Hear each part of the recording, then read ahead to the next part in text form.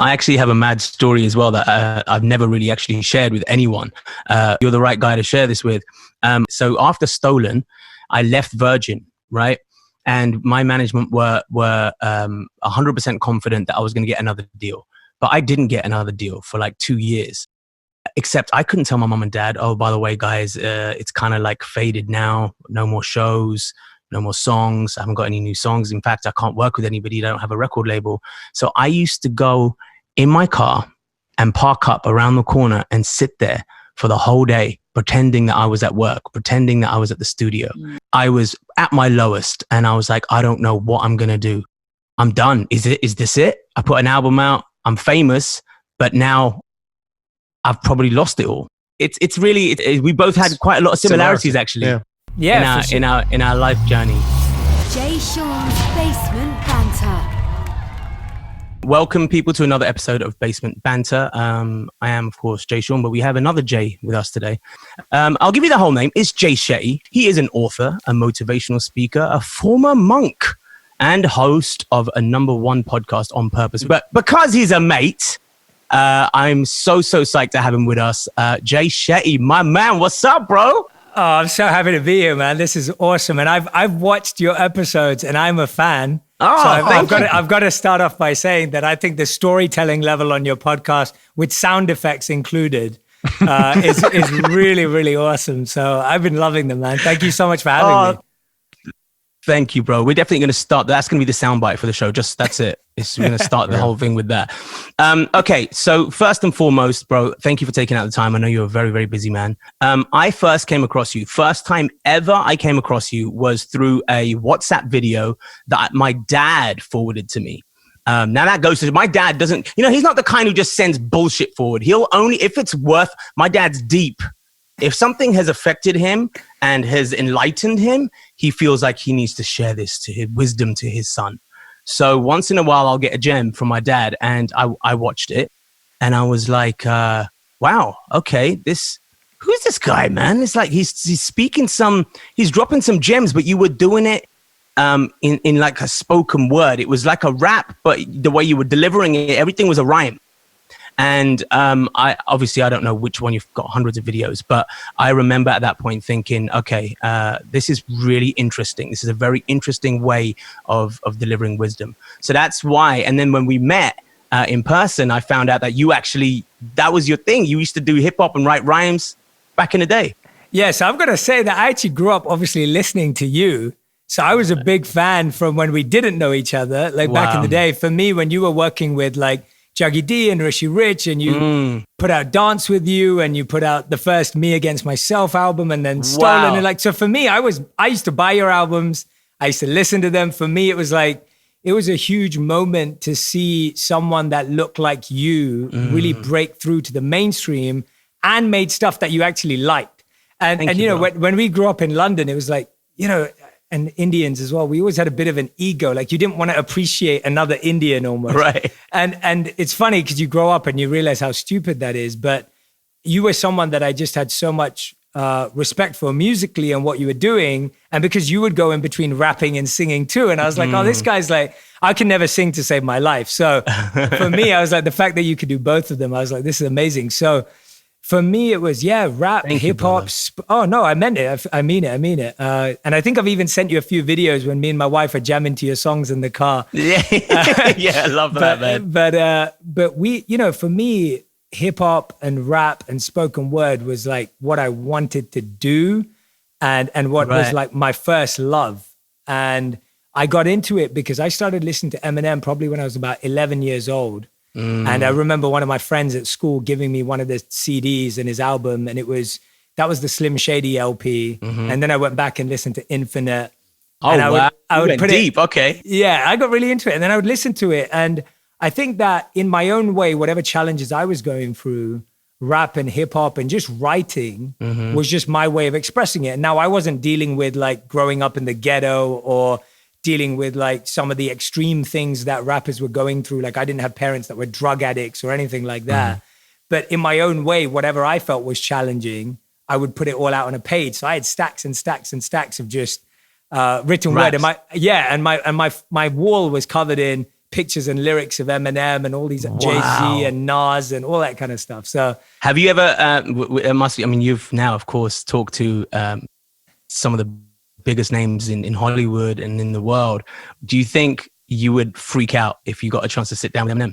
Yeah, I've thought about that a lot, and I don't have any mutual friends with him. Like I don't know anyone that's connected to him. Right. And if I could sit down with him, I think it would be, there's a few people that I think there would be like a real catharsis of like that feeling of like just sitting with someone that kind of got you through your teenage years in an emotional and mental sense, and they have no idea.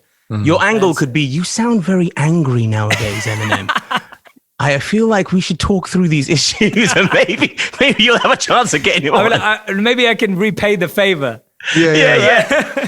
Dude, it's amazing. All of these things that you went through, like you said, you were 11 years old, but growing up, you have a love for hip hop, but you didn't know if it was going to be something you'd do in the future. And then, of course, like you said, writing out must have been very therapeutic for you, and being able to get your feelings out across on paper. And now, of course, everything you talk about is in the same vein, getting stuff out. Like I've read by the way, your book is such a good read. Thanks, man. Bro, it's such a good read, because again, I feel like the gift that you have is being able to get across wisdom in a non-wanky way. That's the best way I can describe it. You know what I mean? Like you do, I'm sorry, for the people who are listening, there's a lot of stuff that sounds airy-fairy, and you're like, yeah, all right, cool, universe, yeah, I'll ask the universe. And people who don't want to believe, don't believe, because it's the way it's presented. But I think the way that you break down things, especially in your book, and with the scientific evidence that you provide also, it really makes a lot of sense. So I've really been enjoying that. But I want to rewind, bro. I want to rewind back to when you were in business school and when you met Gauranga Das, right? Let's talk about that magical moment when this guy came into your school and you watched him talk.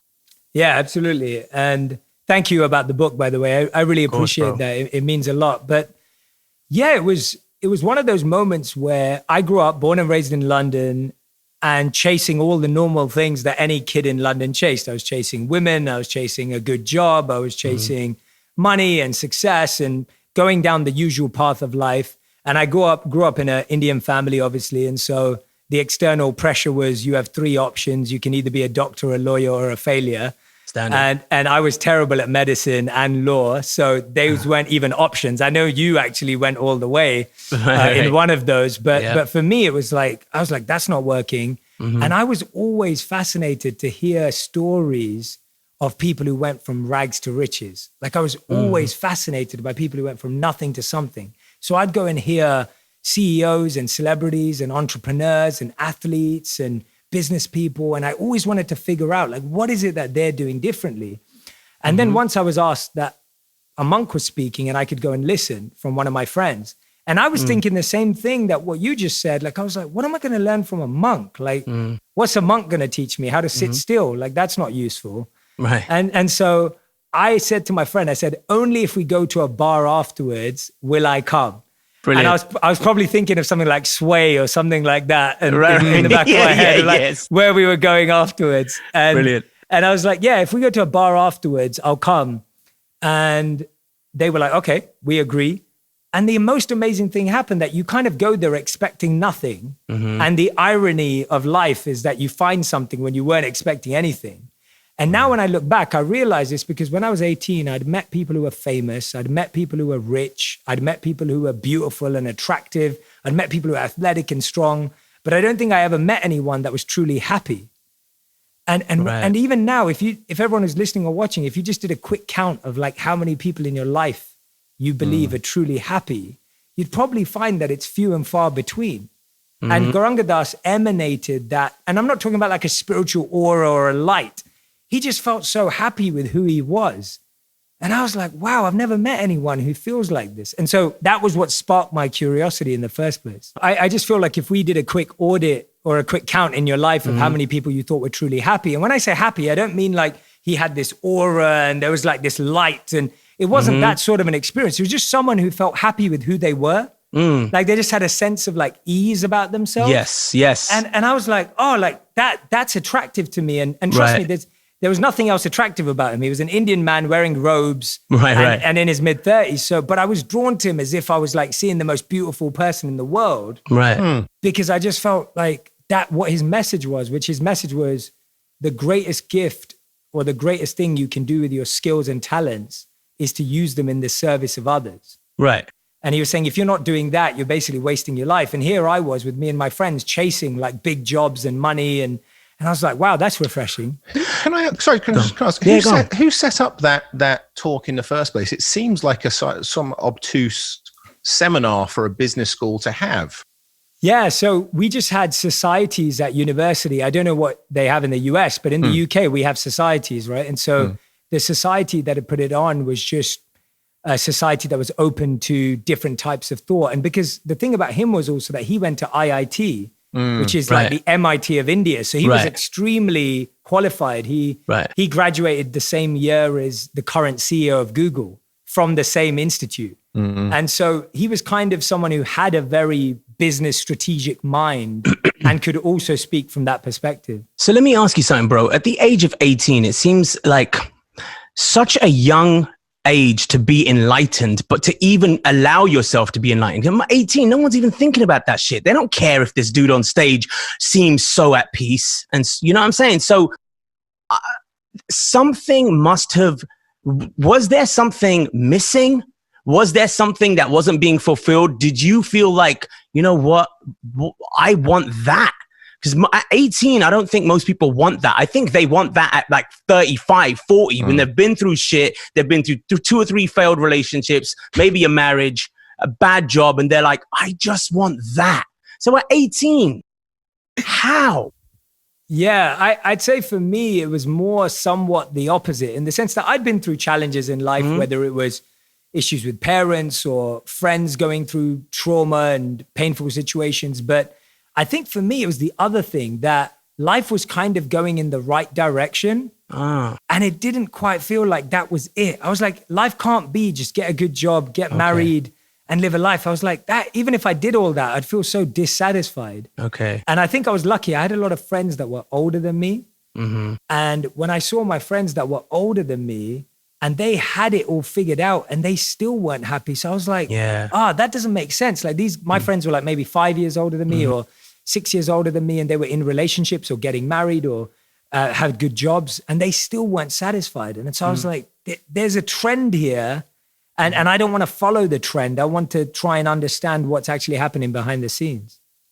So my obvious question coming off the back of what you're saying is, if like, this guy, he left IIT, you said, right? He left all that and what would have been a very, very successful future and a career, which means he left the money. He said, money, you are probably not going to make me happy. And I don't want that. He left also probably the stress that comes with that job. He also left the noise of the world, of the competition and all of this stuff. And you yourself did that for 3 years? 3 years, yeah. For 3 years, you were in the ashram. You disconnected yourself from the whole world. 3 years later, you step into that world again. But now it's even more chaos. There's even more noise. There's social media. There's so much going on. There's so much distraction that not only could it have kind of taken your peace away from what you learned in the monastery, but you decided to then enter that world, fully immerse yourself in the noise to do good.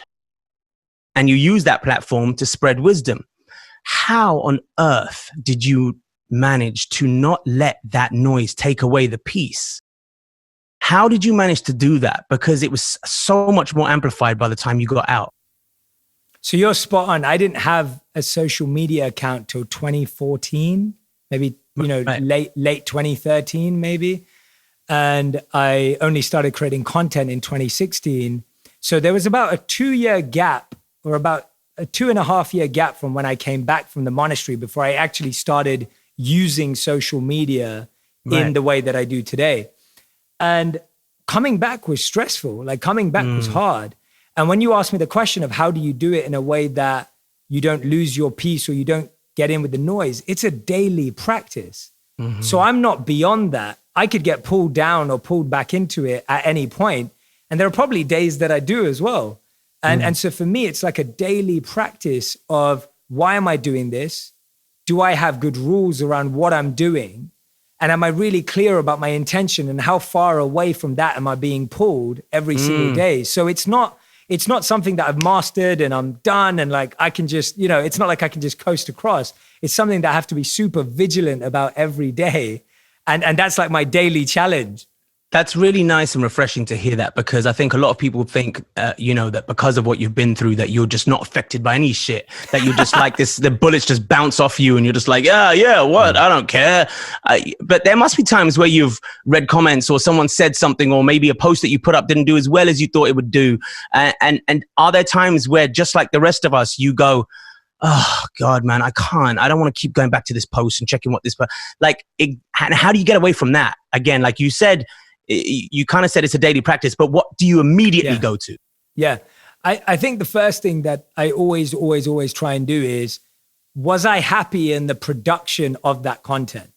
So I've noticed that I'm more upset when I've put out something thinking it's a good win and it's a trend or a fad, and then it doesn't perform, as opposed to if I put out something that I'm really proud of, and then even if it doesn't perform, I know why I did that and I'm really proud about it. So the first thing I ask myself is like, did I just do that because I just wanted people to like it? And now that people don't like it, I'm sad.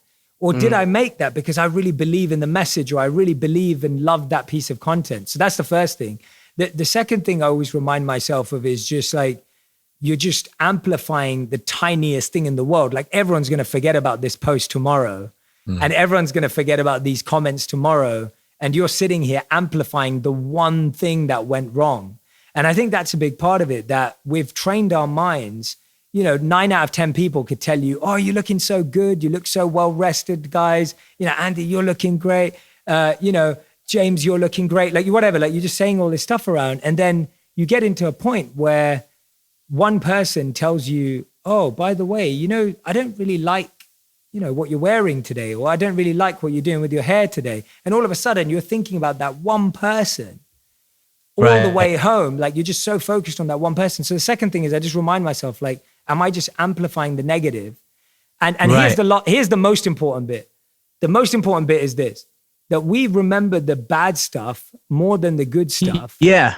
Because when things are going bad, we cry for a month. And when things are going good, we celebrate for a day.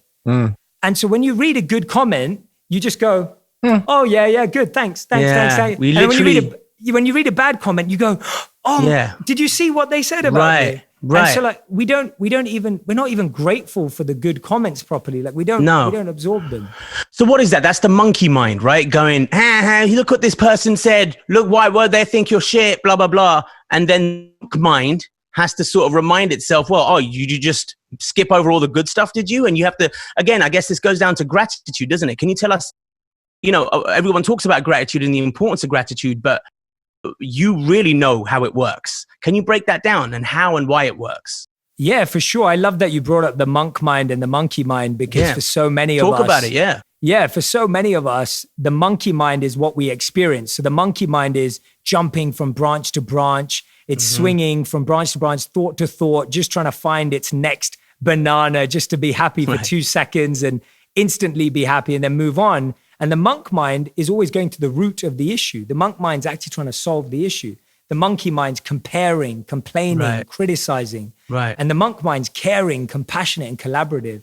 Now, what that switch comes from a technique that I talk about in the book called spot, stop, swap. And so it's spot, stop, swap. Thankfully, we all have British accents and you can understand me perfectly. Everyone's like, spot, what are you doing? Mostly everyone's like, what are you talking about? Spot, Yeah. And so spot, stop, swap. So whenever you find yourself, the first thing to do when you're trying to replace a habit is spot, when does it come up? Do you feel that way when you're following a particular person? Right. Do you feel that way when you're watching a particular channel or a particular show? Do you feel it when you're around certain people? So first, just become aware of, where is it that you feel unaligned from yourself? Right. The second thing is, you've got to stop and ask yourself, is this helpful? Is this useful? Is this actually benefiting me? And most of the time, the answer is no.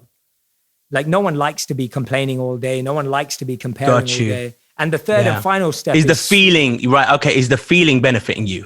Correct. Got you. Yeah. Right. Is the feeling benefiting you? Because like you may feel good by complaining, but actually if you ask yourself, you're like, that doesn't feel good. Yep. And 100%. And then the final step is swap. Like, what am I going to swap this thought for? Maybe I'm going to swap it for, you know what, good luck to them. Or maybe I'm going to swap it for, let me unfollow. Let me just mute it. I just don't need to see that. Yeah. Or, you know, just being real with yourself. And your question about gratitude, the one thing that I love about gratitude is that it's scientifically proven. Right. And a lot of people think of gratitude as this fluffy thing. Exactly. That, like, you know, it's cute and it's a nice thing to do. Adam, I want you to listen carefully at this part, okay? Adam, here we go. I try to, and please, Adam, chime in. Oh, I'm chime about in. to. I want you to question. Yeah. Go for it. So if you're present in gratitude, you can't actually be anywhere else. And so this study that I want to share with you guys right now is one that was done at UCLA. So what they say is they said, try feeling jealous and grateful at the same time. And it's literally impossible to actually do that. So according to UCLA, there's a neuroscientist called Alex Kolb, and he said that you truly can't focus on positive and negative feelings at the same time because when we're grateful, our brains release dopamine, the reward chemical, which makes us want to feel that way again, and we begin to make gratitude a habit. Right. So it's a virtuous cycle. Yeah, it's a virtuous cycle. Exactly. Right. So, go on, the question I was about to jump in with was sometimes for me, the difficulty, like we were chatting to Satpal Singh, who's a friend of Jay's, and obviously Jay actually relayed some questions I had to Deepak Chopra, which I was very grateful to. The issue I've generally had with, although I've done psychotherapy my whole life, studying self-help or self-improvement is probably a better way of describing it, is sometimes it feels quite ethereal or nebulous. Like sometimes it's very hard to see those positives in the midst of all the chaos. For example, I remember Jay, there was a 6-month period a few years ago. Actually, you know, Jay Shetty, you met me just a little bit down that line from that. In a 6-month period, I lost my wife, my job, my car. My mother had a heart attack, and sadly, the roommate I had in my house, I found him dead in my apartment. In 6 months. Wow. Yeah, dude. Yeah, insane. Wow. Now, a lot of people said to me, you know, there's the usual, you know, oh, you know, we'll just, you know, you got to pull yourself up by your bootstraps and cheer up. You know, you've got to kind of almost, these bad things keep happening to you because you're thinking in a negative mind state, and you're drawing this idea of law of attraction, which I always found rather kind of repugnant. Not quite a strong word, but it's almost like, well, how do I not feel devastated by these events? Right. But at the same time, try and look to the bright side. It seemed counterintuitive to me. So, or at least unnatural. Yes. Yeah. So I almost ask you at that moment, I'm blessed, I'm actually get to ask you this question in person. What advice would you have given that person 5 years ago? Yeah. First of all, Adam, thanks for sharing that. And, you know, that doesn't sound like an easy experience to go through at all. So, you know, thanks for opening up about it. But I think what you're referring to is what in psychology would be known as toxic positivity. So there's positivity, and I was speaking about this with one of my monk teachers the other day. We're talking about the difference between positivity and toxic positivity. So toxic positivity is like, oh, you just cut your finger and someone's going, oh, don't worry about it, just let it bleed, and you know, let's go get a drink. And it doesn't make any sense. Or someone goes, or you go, oh, you know what? Me and my girlfriend just broke up. And you're like, oh, just get over it. There's plenty of fish in the sea. Like, look on the bright side, right? And so all that kind of stuff is what's known as toxic positivity, because it doesn't allow you to engage with the actual emotion. And so since we've been kids, the problem is we've constantly told not to have negative emotions, or we've been told it's bad to have feelings that are negative. And the truth is, all your feelings are worth feeling. They're feelings that have to be felt. They're feelings that have to be experienced. And so when someone's telling you to just box that feeling up and throw it away, actually what's happening is that feeling is just harboring inside of you. And then it becomes more toxic in the future. It almost like ferments like food that isn't digested. And so feelings have to be digested just like food. And to digest food, you need to sit with it. You need to talk it out. You need to relive that experience. You need to go to therapy potentially if it's really tough. You need to visualize how it could be different. There's so many habits and practice and processes. So what I would have said is, tell me how you feel. And I would have allowed you and wanted you to feel all of them so that you actually got to grips with what you went through, because what you went through was pretty traumatic. And this happens to veterans all the time. People come back from the war and they're just told to like slot into a normal life. And it's like, wait a minute, what I've seen is not normal. And so really that's our mistake. If anyone in the self-help or positivity world encourages people to not sit with their challenges and their fears and their negative emotions and ask them to just gloss over them, that's a mistake. Yeah, I mean, case in point, when my father returned from his services in both oh wow, I didn't know that. The army and MI5, he was given a bag of vitamins and said, well, this will sort you out.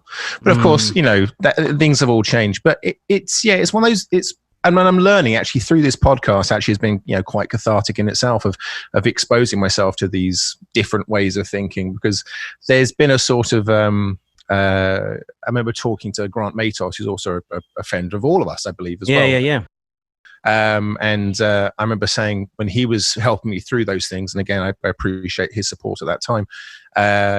He was saying to me that I said, well, I've always relied on my sort of cynicism and my sense of humor, as that's the integral part of me. And a lot of that sense of humor draws from making light of those negative things, which is a very British thing to do.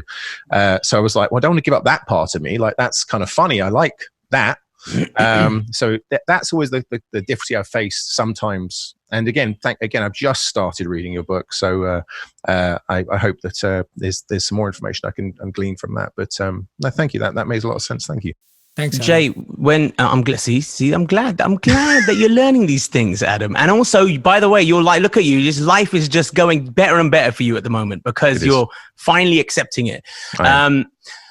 So, Jay, the ashram, it's so vastly different. I can't even imagine how different it is from your life now. And one thing that I always think about, which kind of makes me chuckle a little bit, is I know that you had computers in the ashram which had terrible internet service, but I'm sure all your monk mates have Googled you by now and found out what you've gone on to become. So my question to you is, obviously you were told, was it Guranga Das who told you to go and spread the word? Or was it a different teacher? He was a part of it. He was a part of it for sure. Right. And there's like, go out there. And obviously you have the natural ability to do that, right? Which brings me, onto the fact that when you're talking about knowing your dharma, right? Which I try to explain to Adam, kind of what it is. And again, like, it's weird. Some of these Indian words don't have a exact translation in English, do they? No, they don't. And right. I love hearing you pronounce them. This is so beautiful.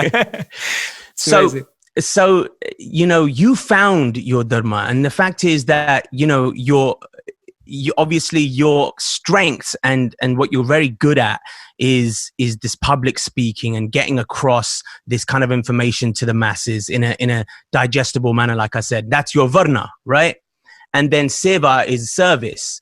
And of course, if you find what you're good at and you're able to serve others, that's probably a fulfilling path for you. Yeah.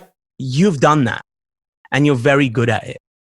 But what's happened through your service is it's led you to fame and fortune, something that your monk friends back at the ashram had left behind. So when you have all of these things, do you ever fear that they're going to mean too much to you at some point, that the value they will hold will be too much, that if, God forbid, tomorrow it all went away, would you still be able to be fully happy, content, and, without heartbreak, without disappointment, without any of that? What are the tools that you need for that, bro? Yeah, first of all, well explained. You've really read the book, man. I'm really impressed. This is when you could tell as an author. Well, I love this stuff. I love this stuff. Yeah, no, it's beautifully explained by you. Yeah, so to simplify, really dharma, the closest thing to it for Adam, the closest thing to it, the word is eternal purpose or your eternal nature, like the natural thing that you were born to do, right? And so when you're trying to find that, when you're trying to create that, I like to break it down because purpose is a big word and it's thrown about again in a fluffy way. So the formula to find your purpose is really passion plus expertise plus compassion. So if you find your passion, which is something you're good at, something that you like, something you enjoy, something that you have a taste for, you add expertise. And this is the part that most people miss. You actually have to get good at it. It's not good enough. Like, I love football. Like, I'm a massive football fan. Manchester United's my team. Cristiano Ronaldo is my favorite player in the world. I'm a huge, huge football fan. And I'm passionate about it, but I'm not that good. I'm good, but I'm not that good at it. Like, I would never have been played in the Premier League. And then finally, the compassion part is, how can I use this to help other people? How can I use this to serve the world? And that's a part that people miss as well, because you get so enamored in what comes with passion and expertise. So in answer to your question, Jay, the key is that any one of us at any point can be swept away by our mind wandering into feeling enamored by the fame and fortune, as you said. And so in the Bhagavad Gita, the book that I studied, it's described that there are 6 things that everyone in the world wants. And these are the 6 things: money, fame, power, strength, beauty, and knowledge, right? They're pretty much the things that everyone in the world pursues. Those are the things that people want the most, and they'll do anything to get it. Now, the interesting thing about each and every one of those is they all come with their own price. And that's the part you don't know when you're pursuing it. So when everyone knows this, and, you know, rappers have been telling us from the beginning that mo money, mo problems, right? And it's like anyone who has genuinely made a little bit of money, whatever it may be, knows that money comes with more challenges. Fame, we all know what that feels like, because when you're becoming more famous, more people are going to come at you, more people want something from you. So each one of these opulences, as they're called, there's always a negative part of it. And that's what is kept there to detach you from it. So it's almost like these things are wired in a way to make you naturally detach from them.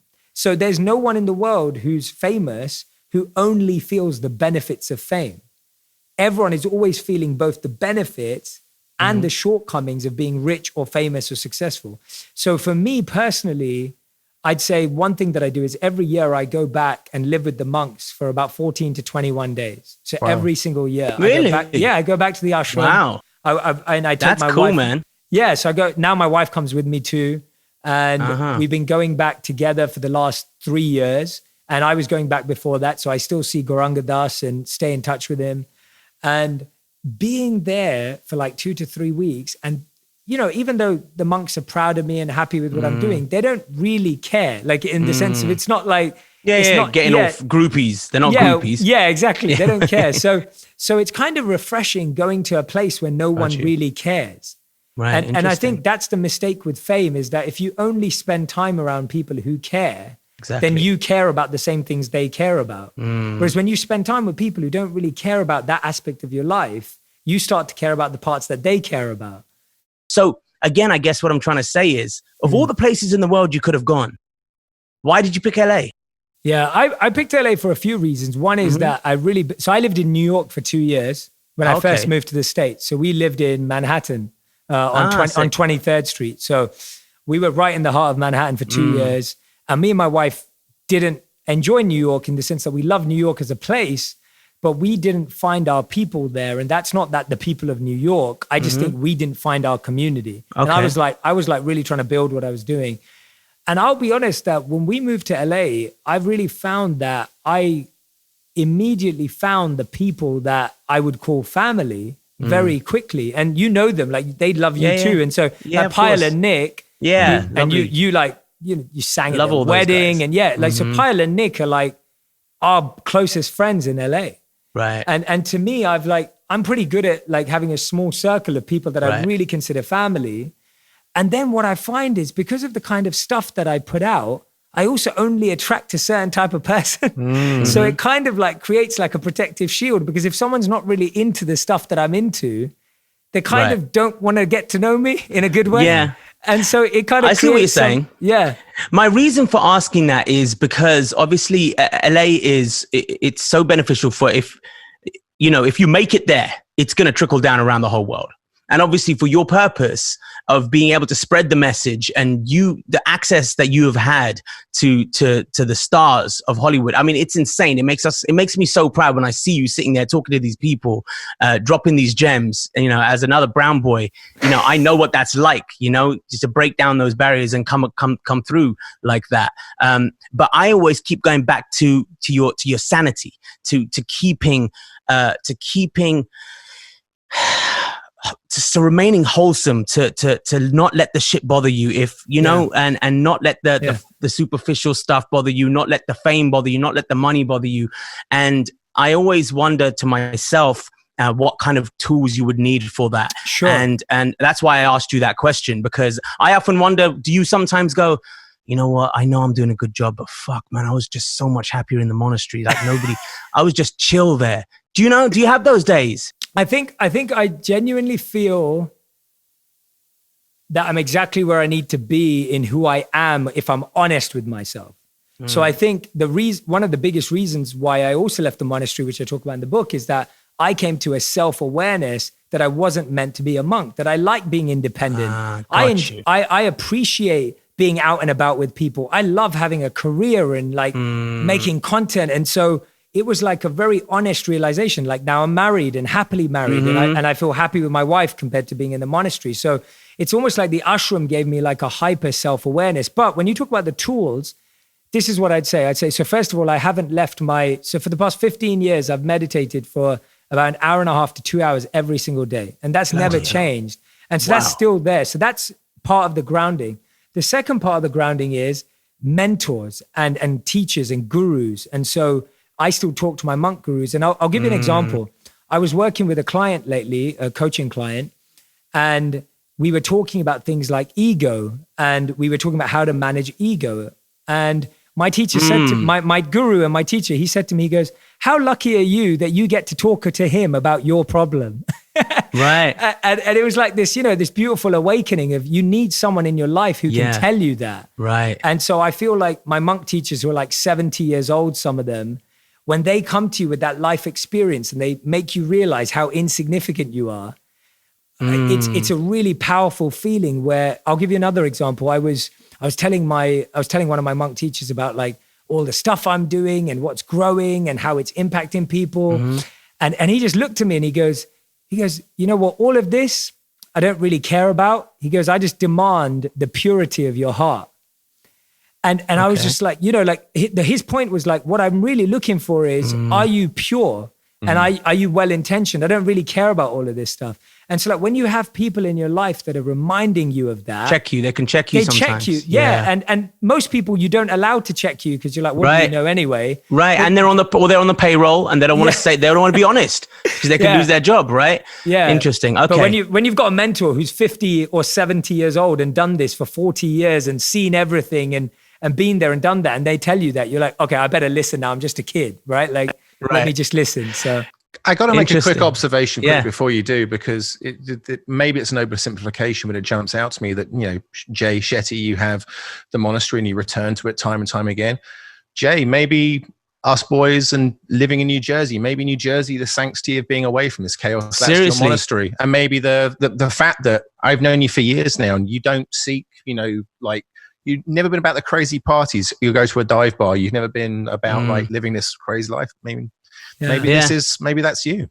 I think it is. That is my sanctuary when I get away from it, right? And you sometimes have to escape the chaos. Yeah. And I think that's the reason I'm bringing all this up is, yes, we can relate to it. We are celebrities. We are in this industry. We get it. But my listeners, a lot of the listeners nowadays, my listeners and a lot of the youth nowadays, Jay, as you know this, if you ask them, I did this once. I went to schools and asked them, I go, what do you guys want to be when you grow up? And I picked like 3 or 4 people. Do you know what their first answer was? Famous.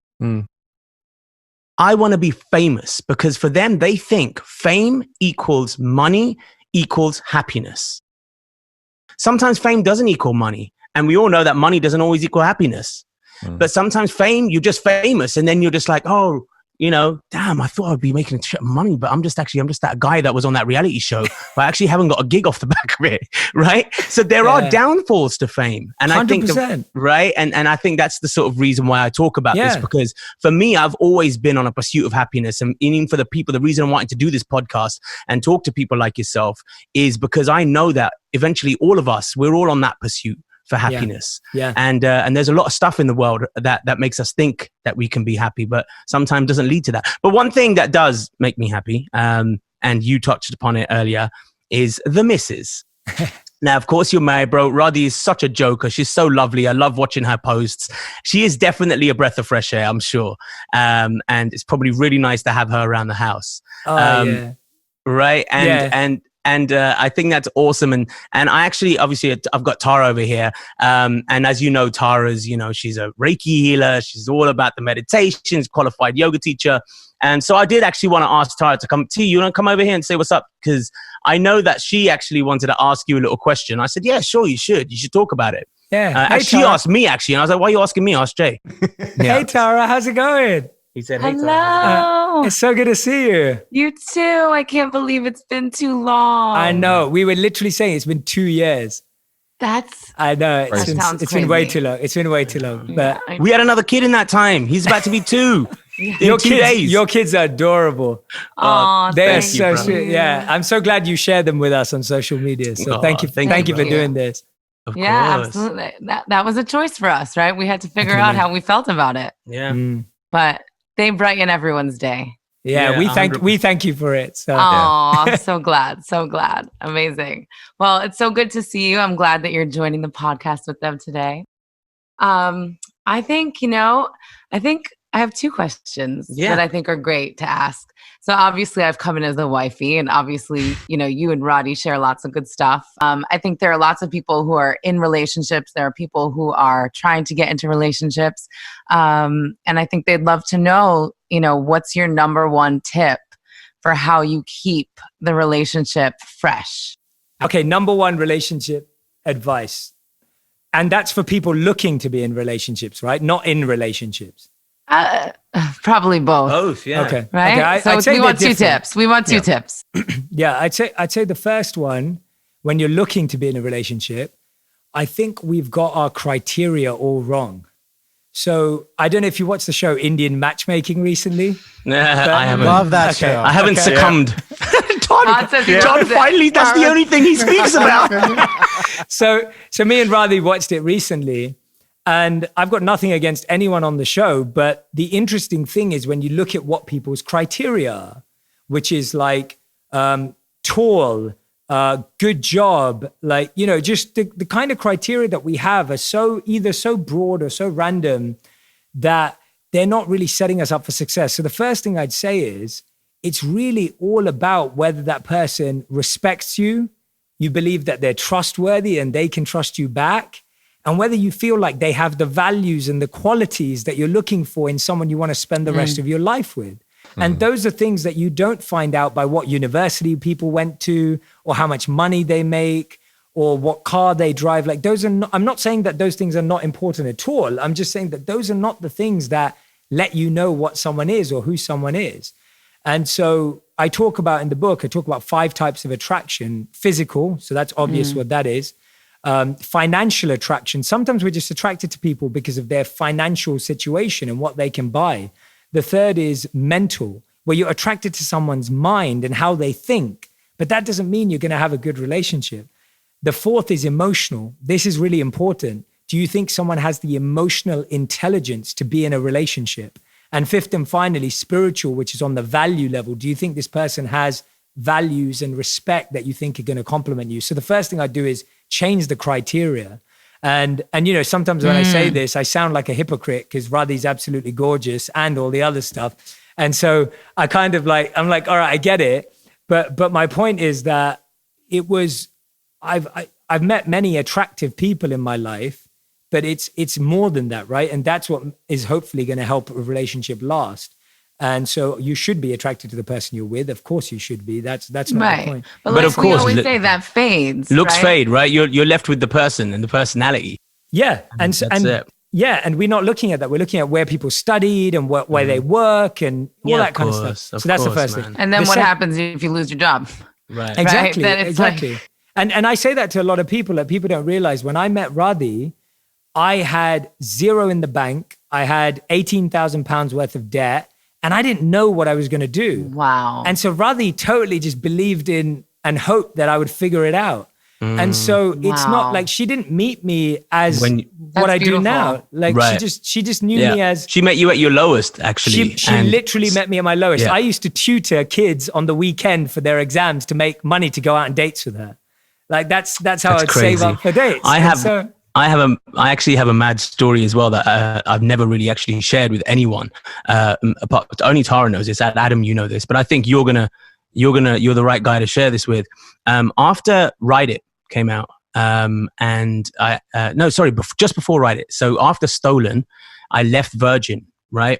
And my management were 100% confident that I was going to get another deal, but I didn't get another deal for like 2 years. Except I couldn't tell my mom and dad, oh, by the way, guys, it's kind of like faded now. No more shows, no more songs. I haven't got any new songs. In fact, I can't work with anybody. I don't have a record label. So I used to go in my car and park up around the corner and sit there for the whole day, pretending that I was at work, pretending that I was at the studio, because I didn't want them to think that I had made the wrong decision. And I was at my lowest and I was like, I don't know what I'm going to do. I'm done. Is this it? I put an album out. I'm famous, but now I've probably lost it all. And then by magic and amazingly, the universe was, knew that it wasn't time for me to give up. And I met this kid called Alan Sampson. And Alan Sampson was a fan. And I happened to have his CD in my car and I forgot that I had it. And I listened to it and it had his number on the back. And I said, let me go and work with this kid. And he lived in a shed in Slough. That's how bad it got, to the point where I went to a fan's house to go and work with him.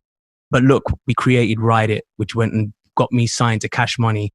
And the whole point of that story is I met Tara when I was at that point of my career. I wasn't signed to Cash Money. I didn't know when my next check was coming, bro. What was happening? And then again, it's an amazing sort of, we both had quite a lot of similarities actually. In our life journey. I love that, man. Thank you for sharing that. I love that. It's so beautiful. And isn't that mad? I think it's important for people to know that, because I think sometimes criteria is so much about where someone is at that moment. And you don't look at the potential or the growth or the ambition or the drive. And I almost think, I'm like, well, my wife should have married someone else then with what I had at the time. Yeah. Right. Yeah. And that makes you think. But again, like on your point, about purpose, like I always knew the only thing that got me out of that rut was knowing that there was a reason. There's a reason I was the first guy to break all these boundaries. I can't just stop here. And I had to keep reminding myself. I was like, look what you've done, Jay. You've done, instead of going, oh, why is this happening? Why is that all the negative stuff? I started focusing on the positives. Well, has anybody done what you have? No. Are you the only Indian pop star in the world right now? Yes. Well, then, chin up, tits out, as Adam would say. Yeah. Right? This ain't the end. There's more to this. And that's also the reason why it's the hardest, because if you're the first, there's no one to follow. There's no map. There's no journey. There's no GPS. And so 100%. You naturally are going to be more lost or have more moments of feeling lost because you're in no man's land. And you got to figure it out for yourself. Yeah, it's like being caught in outer space. That brings me onto another point that you talk about, Buddha, right?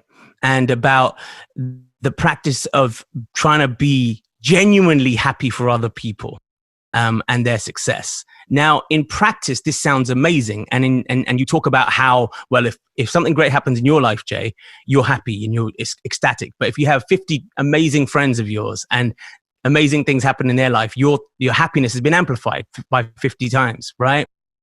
But in practice, let's talk about practice. It's not that easy.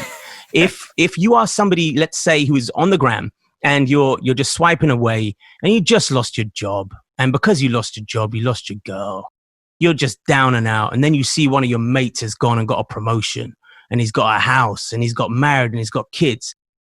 You want to say, fuck you, man. I don't want to even be your friend anymore. I don't want to be around you in your perfect life.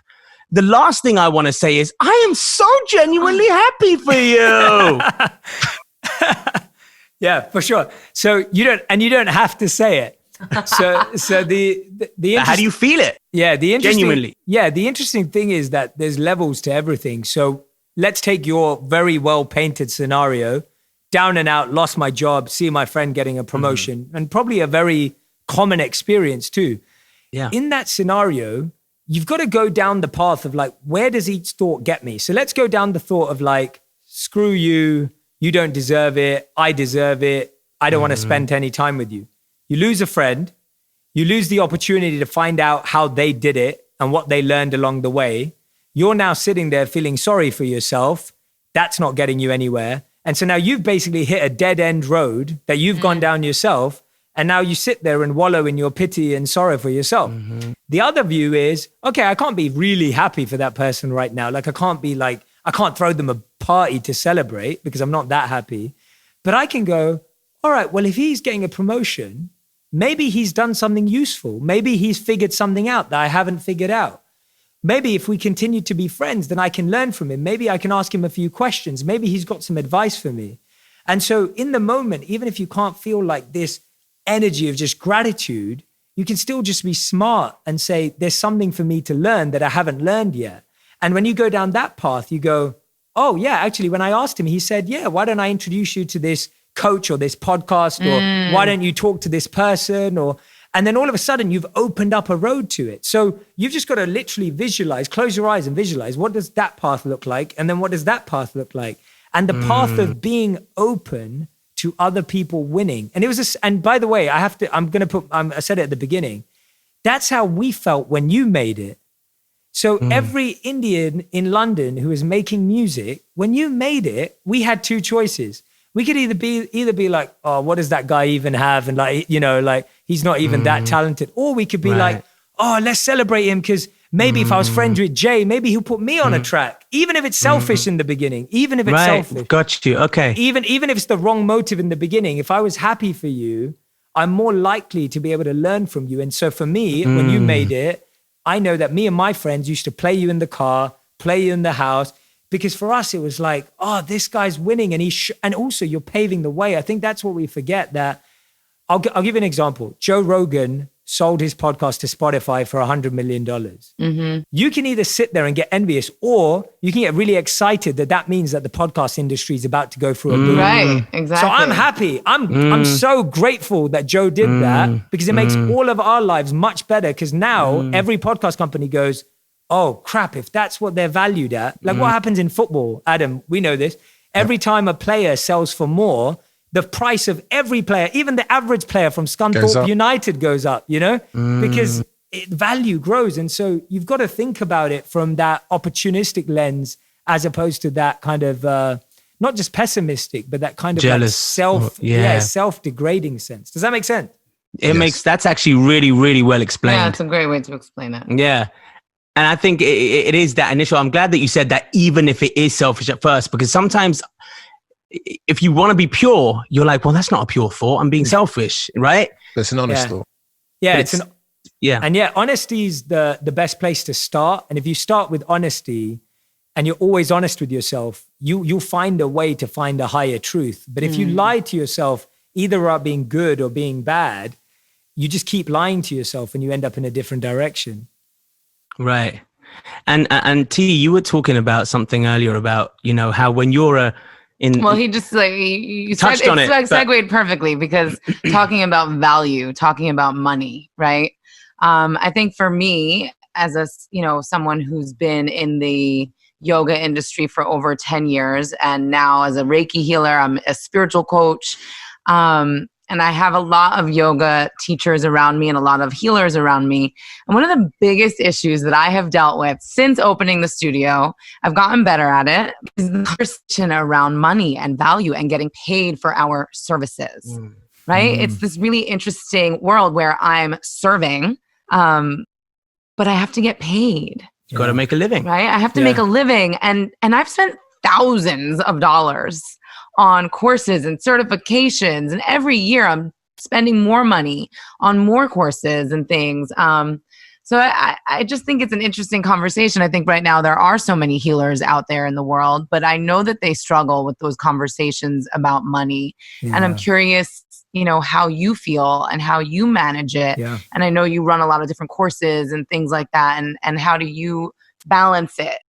Yeah, that's such a great question. I'm really glad you asked it. So I was in a position where, and I'm guessing just like you, anyone who chooses to do good in the world through yoga or healing or coaching pretty much always gets into it because they want to make a positive difference in the world. No one goes, I want to make a lot of money, I'm going to become a yoga teacher, right? Like it's not the common, it's not the common thought. Or even when I started out as a one-to-one coach, it's not the number one thing you think of to make money. And so I remember in 2017, I'd had 100 million views on my videos and I was 4 months away from being broke. Wow. And 2017 was a massive year for me in rewiring my relationship with money. And so I believe that just like we have a relationship with our partners, we have a relationship with wealth, we have a relationship with fame, we have a relationship with everything. So my relationship with money was based on the relationship my parents had with money. And my parents' relationship with money was we always had just enough. So we never had a lot growing up. I didn't grow up in a wealthy household and we always had just enough.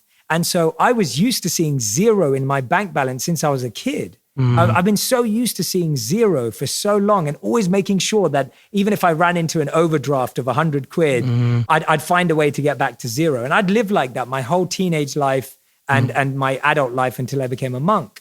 And so I started to realize I had 30 days before my visa ran out in the US and I'd have to move back to London. That visa ended up costing me thousands of dollars. I was 4 months away from being broke. And I thought, what kind of life of service is this? Right. And I was like, if I'm 4 months away from being broke, I've now become more desperate for money. So I might start doing things for money that I don't even believe in because I just need to stay afloat and alive. And I started to ask myself, how can I be so clear about the value that I'm offering that I feel really happy charging for it? And that was the question. I was like, am I truly happy with the value I'm giving? And not even if you are happy, are you consciously aware of how many hours went into that class? Because like you rightly said, you teaching a 1 hour class took 10 years. Right? There's a beautiful story, which is not a true story, but it's one of these analogies of Picasso. And it said that a woman bumped into Picasso at a marketplace. And she said, Picasso, can you draw me a portrait? And he said, sure, I'll draw you a portrait. And he grabbed a pencil and a piece of paper and he sketched an identical portrait of her. He handed it back to her and he said, that will be $30,000. And she said, $30,000, Picasso, it took you 30 seconds. He said, it took me 30 years to be able to do that in 30 seconds. Wow. And so you've got to remember, you're charging for the 10 years of sleepless nights, being a mom and still becoming a yoga teacher and dealing with, you're charging for that. You're not charging for that hour. Yeah, absolutely. And that, I hope that just feels whoever's listening in this world, it's not about overvaluing yourself, but don't undervalue yourself either. Yeah. And when you're starting out, you do stuff for free. I've spoken at so many companies for free. I'd made so many videos for free. I've done so much stuff for free in my life. And now I'm so clear about the value that I'm offering that I feel comfortable putting an equal value price onto something. Right. Absolutely. That's so well put, man. That is so well put.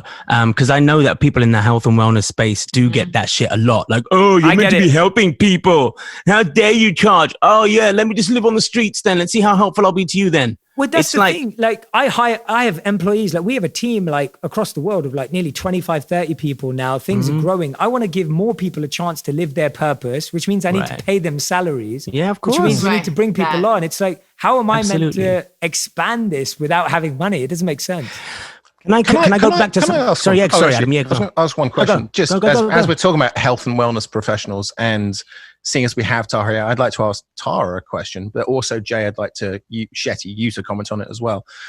You know, Tara, I associate you with, you know, you're a very calm, centered person. You help people on a daily basis. You know, Jay, obviously, you do the same thing. You're in that space. You're both married people. Jay, I've seen your video. with you and your wife, Radi, talking about arguing and it's healthy for couples to argue.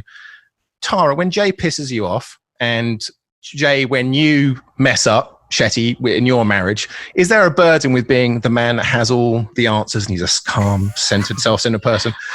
And Tara, how do you both deal with that in a marriage? Yeah, of course. Oh gosh. I mean, honestly, I've changed dramatically from when I first met him, which is over 13 years ago. Right? She doesn't beat me up anymore. It's just gentle slaps, sort of. Yeah. So I am better than I was when I met him, but that doesn't mean that he can't like rile me up, right? I think I've definitely become, one of the things that I really worked on with my relationship with him was based around expectations. So I really shifted my expectations and got really clear on what does he bring to the table and what do I bring to the table? What are his strengths? What are my strengths? Right? So once I started to understand that, then I'm not going to argue with him over the same minute things. Right? So I'm not going to argue with him about picking his socks up off the floor because really the only person I'm arguing with is myself. Because I just know this at this point, right? Sorry. Yeah, no, I love leaving it. It's just right there. There's literally a pair on the floor right now. Yeah. So I definitely have gotten Learn better. to let go of the little stuff. Yeah, it's like I have to focus on the important things. So I don't waste my time with him on those little things anymore. And if something is really important to me, I am blazingly clear for him so that he knows this is a line in the sand for me. I need you to show up for this. This is important to me and I need you to hear me and I need you to do the actions and take the steps. You know, I have become better because she's so much more relaxed about things. If she keeps barking at me, I probably, you know what, guys, you know, this is what I wanted to talk to you about, Jay. I don't know how much longer you have. I know we've probably got to wrap up soon. I'm loving it. Carry on. Okay, great. Yeah. Here's what I was going to say. Like, we're just still dudes. And like you said, you know, everybody looks at you, put you up on this pedestal because of your history and everything you've done and that makes it even harder, surely, to mess up because you're like, listen, I'm human. I'm gonna fuck up sometimes, you know, and you all expect me to be so perfect and I'm in the public eye. So it's even harder for me. Right. And sometimes I wonder, do you just want to be like, you know what? I just want to go out with the boys. I know you don't drink anymore, but I just want to go out with the boys, maybe play some footy, be an idiot, be silly, be a normal dude and not have to, you know, to worry about how I'm going to look to the world. Yeah. So I do that a lot in London when I'm back. So when I go back to London, which me and my wife used to go back before lockdown, we used to go back like every 3 months. And the two things my friends know that I want to do when I'm back is play football and go out to a good restaurant together and just hang out. And for me, that's why my London friends are so important to me because they've been my friends since I was a kid and they've known me since I was 14 years old. Bro, we literally have the same story. It's really crazy. Except same you became a music megastar and I became a monk. But yeah, it's true. It's like I love doing that and that's why I talk so much about loving football and loving this because I just want people to realize that I'm very normal and I've just made certain life choices and certain life habits that allow me to live a normal life, but a joyful life. And that's the only difference. Like it's just certain choices that we make. Can I ask you, now that everything that you have, and of course there's so many expectations with that as well, right? Like everybody expects you to have the answer to everything. Like right now, yes, I understand. We're mates. We're doing this podcast, but we are still asking you life advice. And as much as I like to make it a kind of a conversational vibe on my podcast, because you have so many answers and so much, you basically did a degree in how to live a calm, peaceful, fulfilling life. That's what you did. 3 years of a degree that taught you and equipped you with all of the tools you needed. And we haven't been through that shit. And I sometimes wonder when you go back with your mates, you know, like how if you have a doctor in the family, they're like, oh, my leg is hurting on this. do I have the cancer? What is right? And with you, do you ever like, oh, please, man, I don't care. I don't want to argue. I don't give a shit. Life sucks sometimes, all right? Just fucking deal with it. Man United's on. I definitely don't enjoy having to, so the people that I'm around on a daily basis, I can't be a coach to them. I just can't. I just can't. And, I grew up almost mediating my parents' marriage. And so I feel like I did that since I was 10 years old. Adam, I think that's what we bonded on the first time we met. Yeah. And for me, it was like, what a weird thing to bond on. But there we go. Well, it wasn't going to be Arsenal, so. No, exactly. But that was the truth. Like since I was 10 years old, I was always the middle person in between my parents' marriage and coaching them and trying to let them, grow and all that kind of stuff. And so I naturally play that role, but I really enjoy not having to be that all the time. And so the people that are closest to me are the people that I'm still like that in some areas of their life, but I'm not having to do that all the time. And this is why this is so fun and I'm enjoying it because we're just having a real conversation. Yes, there's life advice and I love sharing the insights that I've learned, but everyone needs a day to rest. Everyone needs a day to not have to be anyone. Yeah. I have to rest my voice. I can't sing every day, right? It's the same shit. Yeah, you have to. We go on vocal rest. It's like, you want me to perform my best? Well, I need to chill out for a little bit. Exactly. And I feel it's like you coming to the local family event and going, can you sing that song? They do. Of course they do that. What happens? It's so funny. Of course they do. And I'm like, what? I don't understand. Why does he always have to be the performer? He gets to hang out too. But I think we're not good at separating people, their purpose, their profession. We're good at just wrapping everyone up into one.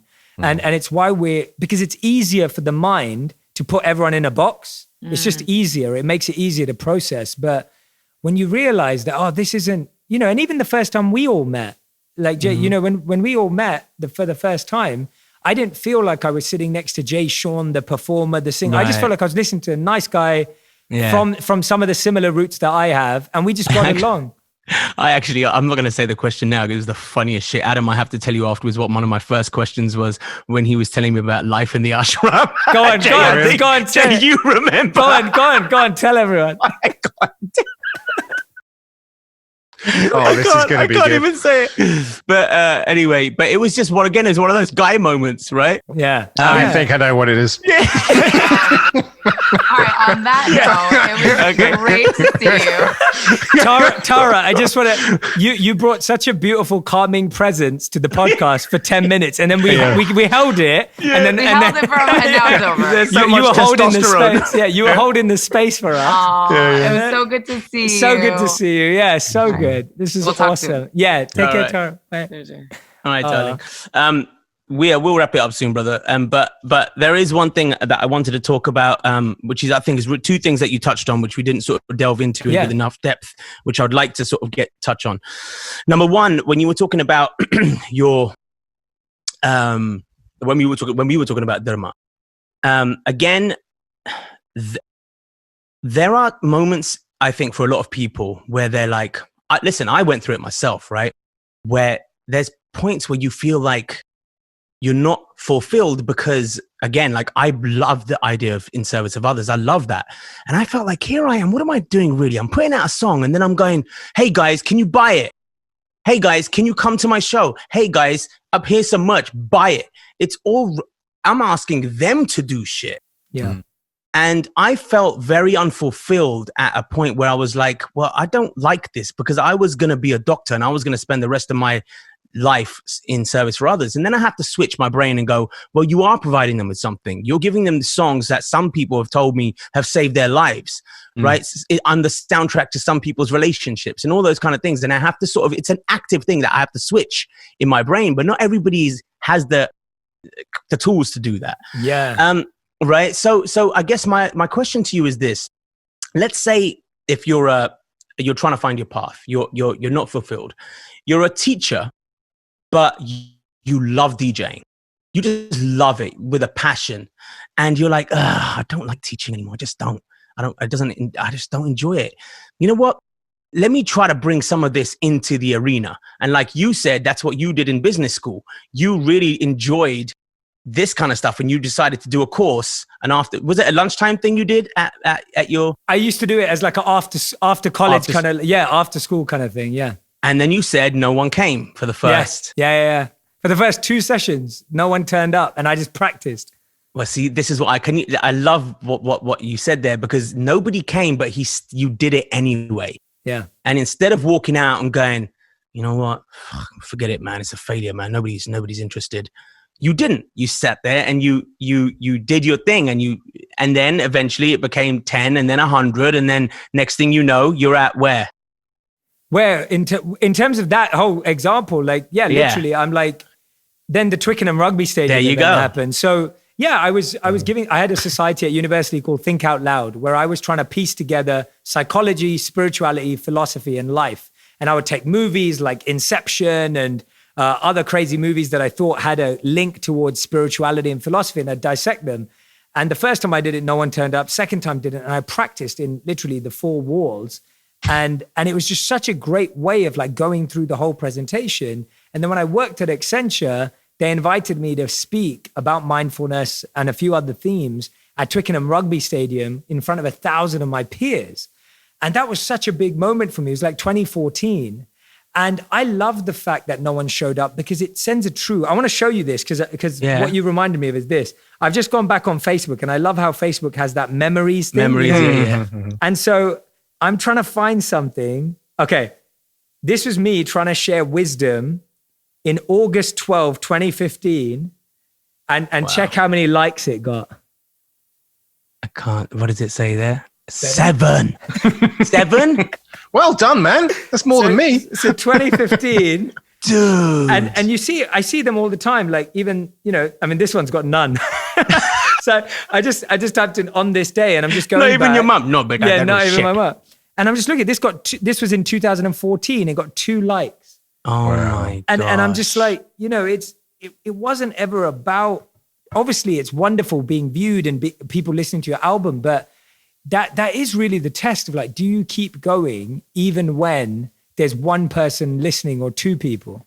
So what was it? There's no way you could have time traveled to the future and gone, trust me, this is what's going to work out. Yeah. What was it that kept you there?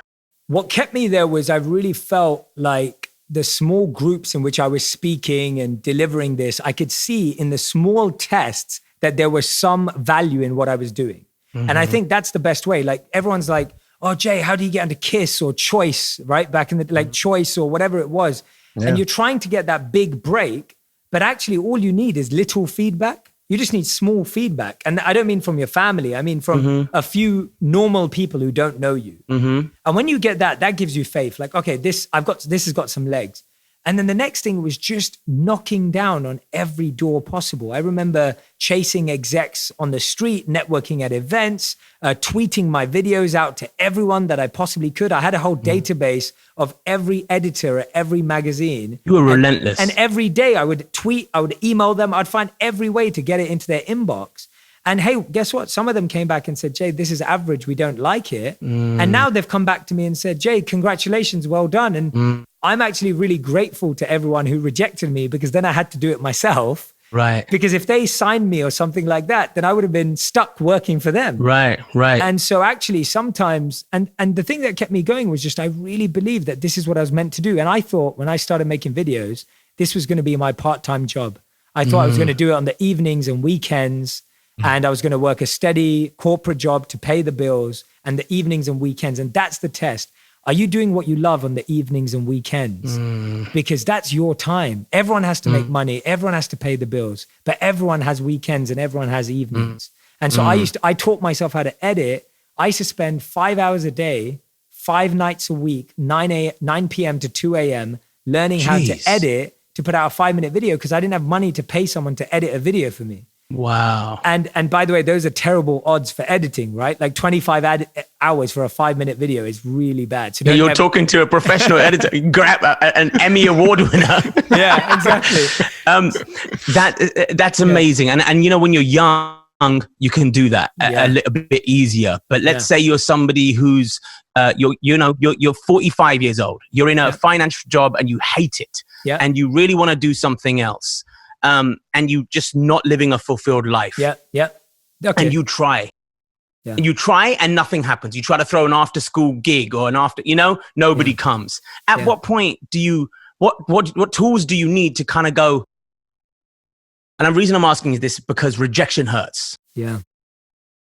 And you said earlier that if you do something, you ask yourself the why. So if you were proud of a video that you made, but it just didn't happen to get the likes, you said at least you were happy in that moment where you were doing it because you believed in it. Yeah. To me, I'm just throwing the other side of the fence. That would hurt more. Yeah. Because I loved it.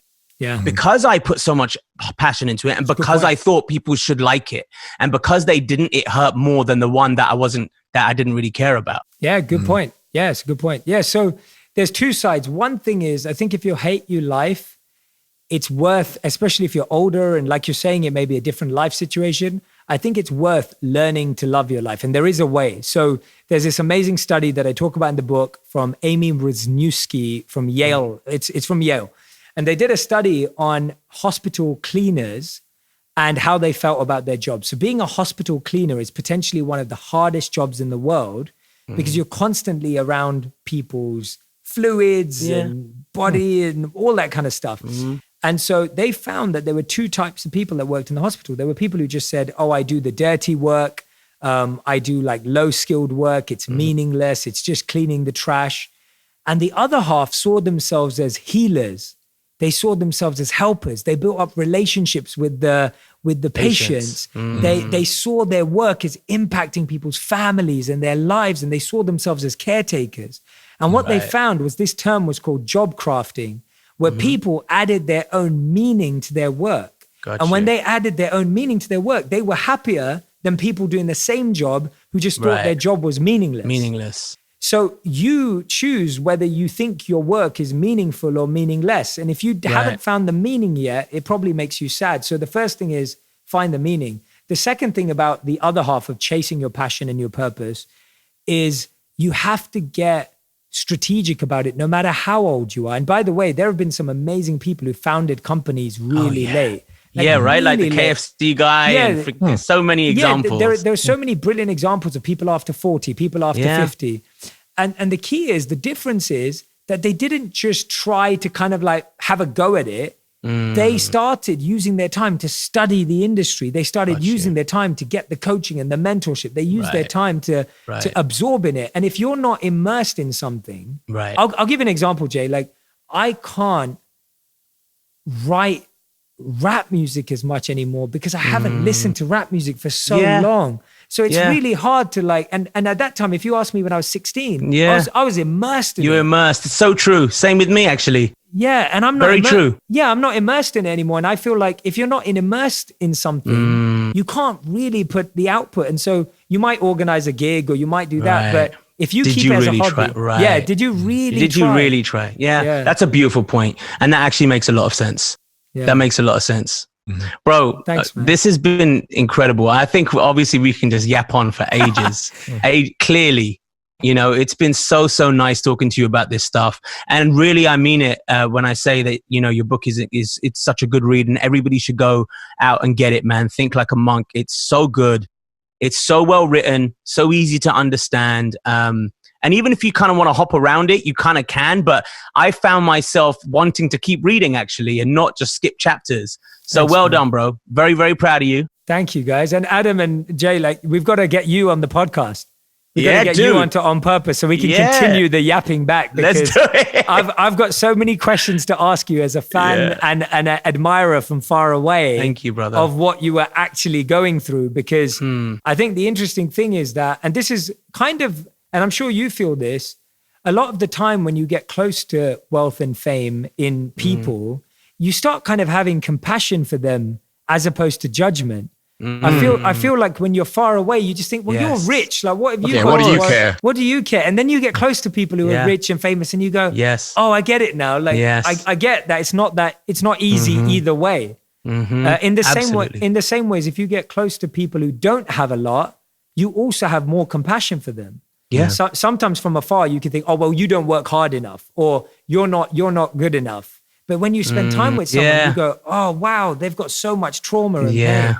So Well, man. but it's actually why Jay suggested starting this podcast in the first place, was that we wanted to, it started off as comedy moments of just like that it shouldn't happen to this, or I can't believe this happened. Right. But it's slowly morphed into the commonality between the guests that we've had and just the life experiences that we've had is this, that you go, well, we're all just people. You know, we're all just getting on with it. And I feel that even though on one hand, you know, Jay, it served us well to see the success story, the glowing celebrity and the I want to achieve for that. But also it's good to know that you are just a husband and a father. And Jay Shetty, you are a guy that's, from, back hometown and likes his football and hangs out with his mates. It's that humanity that I think is really important, especially in times like this right now. Absolutely. 100%. Thank you, brother. guys. This is awesome. Bro. This Wicked, is amazing. man. Yeah, Loved I feel like we bonded even more. It's awesome. Yeah, man. dude. I can't wait to see you in person and actually just like hang out, man. Yeah, I want to give you both a big hug right now. Yeah. So, yeah. Oh, we'll do this. Does it? Yeah. Oh my God. That sucks, doesn't it? That's a whole other thing. Yeah. So that's another whole conversation that I was thinking about, like the effect that's going to have on us psychologically. We don't even know. Like we've become so used to not touching each other and hugging each other. My kid's 2 years old. And for half his life, he hasn't hugged another person apart from his mom and dad. Wow. Crazy. Yeah, that's half crazy. his life. It's mad. Yeah, that's crazy. Anyway. Yeah. All right, boys. Awesome. Thanks, guys. Thank you so much. And everyone who's listening, I hope that you have enjoyed this because this was pure gold. And Jay, thank you again, brother. Yeah, thank you. And boys, I will see you for next week's one. But big up. Everyone stay safe and love. Big love.